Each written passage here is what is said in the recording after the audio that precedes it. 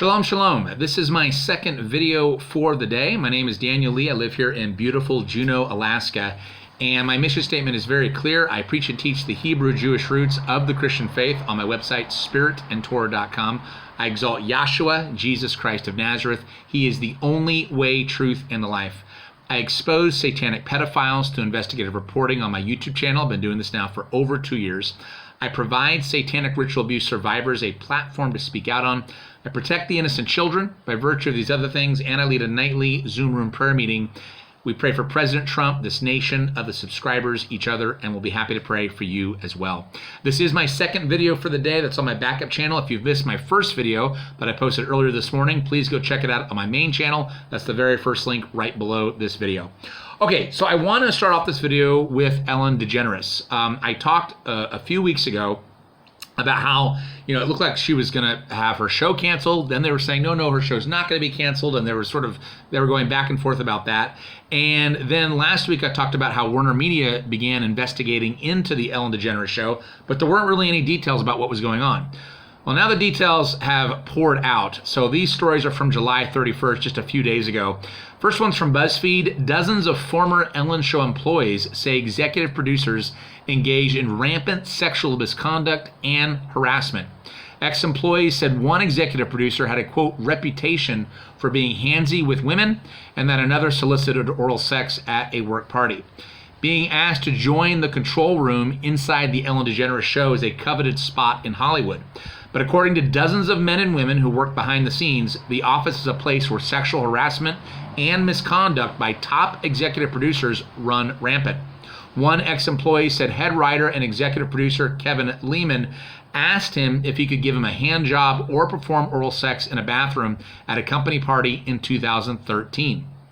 Another said they separately saw Lehman grab a production assistant's, I won't say the word, but you can read the article.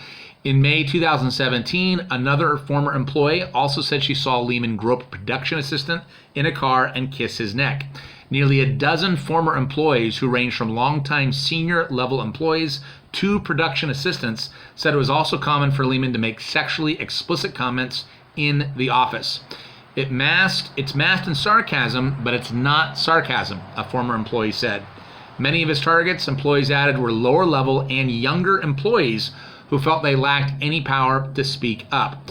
So this article goes on and on about this, and the two things I want to point out is, first of all, it's been going on for years and years and years. And second of all, there's no way that Ellen DeGeneres didn't know about this. Okay, there's just no way. So this second article was published, when was this published? I think it was, also July 31st. It says, the future of the Ellen DeGeneres show up in the air depending on investigation findings, experts say. The Ellen DeGeneres show is currently under internal investigation after multiple employees allege they suffered from a toxic work environment, and some were victims of sexual misconduct, racism, and bullying. The daytime show's parent company, Warner Media, is conducting the investigation and previously said in a statement that it is, quote, disappointed that the primary findings of the investigation indicated some deficiencies related to the show's day-to-day management. We have identified several staffing changes along with appropriate measures to address the issues that have been raised and are taking the first steps to implement them. In her own statement to employees, first obtained by The Hollywood Reporter, DeGeneres said, quote, it's been way too long, but we're finally having conversations about fairness and justice, blah, blah, blah. Yeah, why wasn't this done years ago? Years and years ago. So if you are not familiar, you can go to my main channel. You can type in Ellen or Ellen DeGeneres, and you'll see a bunch of videos that I've made over the last couple of years. I do believe she is part of the satanic pedophile elite network in Pedowood in Hollywood. And it looks like this stuff about her show is just the tip of the iceberg of what she's been involved in. Now, I want to bring something back from a long time ago, a couple years ago, and this is, again, about Mike Pence, the vice president. Again, you can go to my main channel, type in Pence, you'll come up with like 24 videos. I believe he is big-time deep state. But this is an article that was published way back in April of 2019, and it talks about the Bush Sr. funeral and then some other things that I want to rehash because some people may not know about it or some people may have forgotten. It says exclusive, and this is put out by Gray's Economy, a blog, and I'll post a link to this. It says exclusive, the why behind Mike Pence getting an envelope at the Bush funeral. In the latest drop, we get a possible reason why Vice President Mike Pence and his wife, Karen, received an envelope at George Bush's funeral last year, and why Lieutenant General Michael Flynn was set up by the FBI. And he's referring to drop 3330, which I've talked about this before, where Q mentions this assistant that used to work for Pence. The link to a Sarah Carter story shows additional text between disgraced ex-FBI Special Agent Peter Strzok and his lover, ex-FBI Attorney Lisa Page, attempting to develop and inside the White House spy during the Trump transition team after the 2016 election. In quite an extensive article, Carter lays out what Strzok and Page had in mind. This is Mike Pence's chief of staff in the early days of the Trump administration was Josh Pitcock. Pitcock was married to Catherine Seaman. Seaman worked for the FBI and prior to the election worked with Strzok and Page on the Hillary Clinton email probe. This is why they call it the swamp. The connections are so rife with married couples seldom taking the same name in order to obfuscate the connections. As you can see above, Karen Pence, like all the other wives at the Bush funeral, received a note inside their programs. Also note behind Pence and to his left, a Secret Service agent is monitoring his reaction while the vice president sits directly behind the president. So that picture is right here.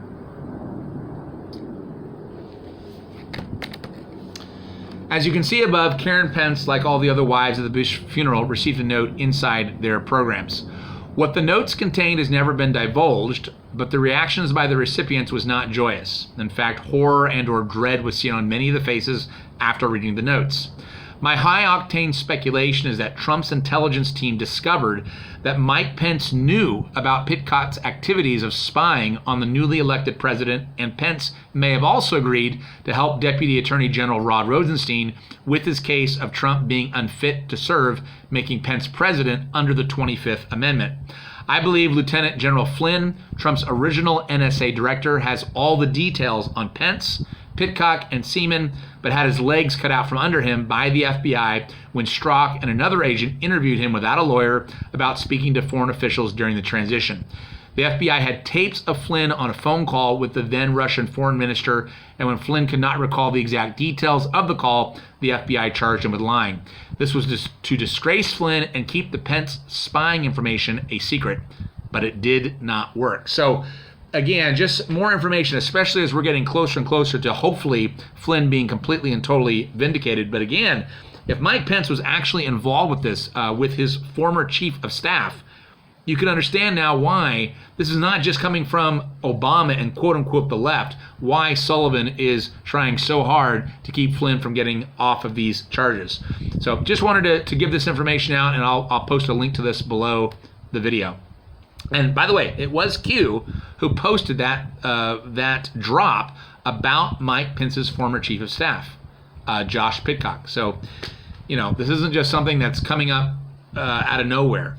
Q himself has put a laser beam on this. Now, I'm going to switch topics now to COVID-19. This is from Newsweek.com. It says Sweden, which never had a lockdown, sees COVID-19 cases plummet as the rest of Europe suffers a spike. Amid fears over a potential second wave of the novel coronavirus across Europe, new infections in Sweden, where full lockdown measures were never implemented, have mostly declined since late June. The number of new cases per 100,000 people in Sweden reported over the last 14 days since July 29th dropped by 54% from the figure reported over 14 days prior to then, according to the latest report Wednesday from the World Health Organization. Meanwhile, other parts of Europe have reported large spikes in new cases over the same period, including Spain, France, Germany, Belgium, and the Netherlands, which have seen increases between 40 and 200% over the last month, according to the latest WHO report Wednesday. The 7-day rolling average of Sweden's daily new cases has been dropping consistently since June 29th. So very, very, very interesting that Sweden never, ever implemented any of these lockdown protocols, or certainly not as much as the rest of Europe, and yet they're seeing their cases and their deaths continuing to decline. Just wanted to point that out. Now, I also want to talk about Dr. Simone Gold. She is the head doctor of the group of doctors that stood out in front of SCOTUS, the Supreme Court building, last week with, Dr. Stella Emanuel and all the others that were trying to dispel all the disinformation about COVID-19. Well, she tweeted out, she said, after our press conference, I was defamed by the media, censored by social media companies, and terminated from employment and viciously attacked, all for advocating for the right of physicians to prescribe what they believe is best for their patients.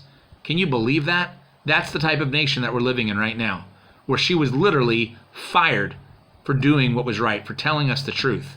It's just unbelievable. So let's continue to keep not only Dr. Stella Emanuel, who I've talked about in quite a few videos from last week, but also Dr. Simone Gold in much prayer. I am convinced these doctors will go down as heroes for what they're doing in advocating the truth and not all this propaganda. Speaking of which, some of you may have already seen this, but I'll put this actually on my Twitter because it's a screenshot, and you guys can look at this. But this was tweeted out by Bill Mitchell. It says, here Dr. Fauci, or Fraud Fauci, in 2005 is calling hydroxychloroquine a wonder drug in defeating the SARS virus. And he highlights this part that says, so HCQ functions as both a cure and a vaccine. In other words, it's a wonder drug for coronavirus, said Dr. Fauci's NIH in 2005. I mean, I don't know how many times I have to point out the fraud that this Dr. Fauci is. But there you go. Just, again, more information showing how Fauci was fine with HCQ in 2005. For some reason, he's not anymore. Here's some good news. 2 women were arrested for a Nigeria-Italy sex trade. This was also published on July 31st.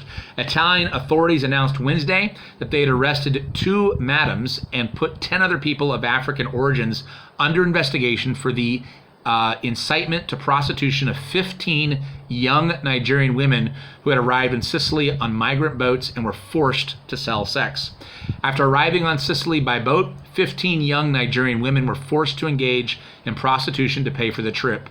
The 2 women that forced them to do so, fellow Nigerian women aged 43 and 52, have been arrested by the Venice Flying Squad, which also placed 10 other individuals of African origins under investigation, authorities announced Wednesday. 7 searches between Mestre and Padua and Verona provinces were also conducted. The 2 madams and the others placed under investigation have been charged with incitement to prostitution and aiding and abetting clandestine migration. So very, very happy that these 2 women were arrested. Now, as far as I know, there were no children involved. The story says that these Nigerian women who were forced into sex slave were between ages of 18 and 23. But whenever human trafficking is stopped, I want to report it. Hallelujah. Now, earlier today in my first video, I talked about how is it that all these people who must know about Biden, fondling and groping these little children, why would they be trying to support him? And somebody sent me this meme that I want to show everybody. It kind of encapsulates what I was saying earlier today, but it says, not all Biden supporters are pedos, but all of them decided that groping kids isn't a deal breaker. Yeah, isn't that the truth? Isn't that the truth? So I thought that was a very, very good meme. All right. If you like what I'm doing, if you appreciate what I'm doing, if you think I'm working hard and I deserve to be paid, this is my full-time career, which I love. I love, love, love doing what I do. So if you want to help me out, the easiest way to do so is through my PayPal. That is a link right below this video. That's the easiest way to send me a donation. I also have a Patreon. That's a link below the video as well. The way that works is you click on it, you can pledge any monthly amount you'd like, and then that amount is taken out of your bank account at the beginning of each month. If you're old school and you don't want to use the internet, that's fine. I also have a P.O. box that's located below the video as well. And you can send me a donation through good old-fashioned snail mail. Just remember, please enclose your email address if you want a response. In fact, I got a letter today that didn't even have a return address, and he was like, hey, are you getting my mail? But there was no email enclosed, and even if I had wanted to write a letter, I couldn't because there was no return address. So please enclose your email if you want a response to your mail.